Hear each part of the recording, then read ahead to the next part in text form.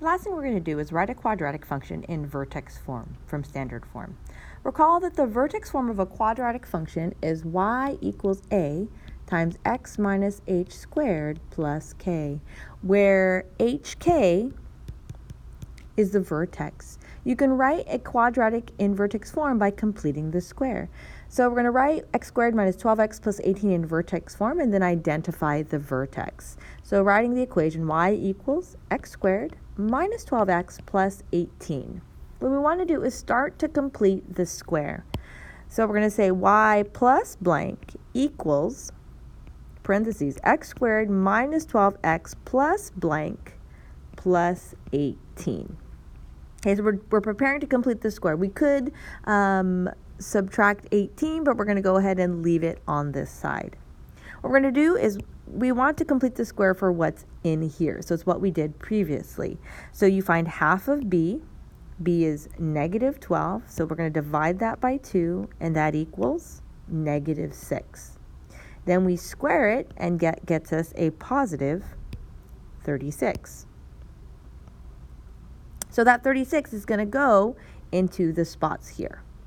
So this is y plus 36 equals, I'm just going to write everything, x squared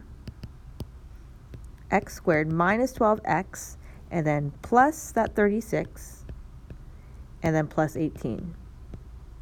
So we're going to finish this out. So y plus 36 equals, this is a squared binomial, and that's the 6 we circled. So this is x minus 6 squared plus 18.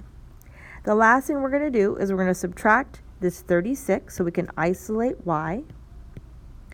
And so now we have y equals x minus 6 squared minus 18. So now it is in vertex form. So remember, we can read the vertex from vertex form. So that is positive 6 and negative 18. So go ahead and try number 13 and 14 on your own. Okay, if you tried it out for number 13, you would have gotten y equals x minus 4 squared plus 2, and the vertex is positive 4, positive 2.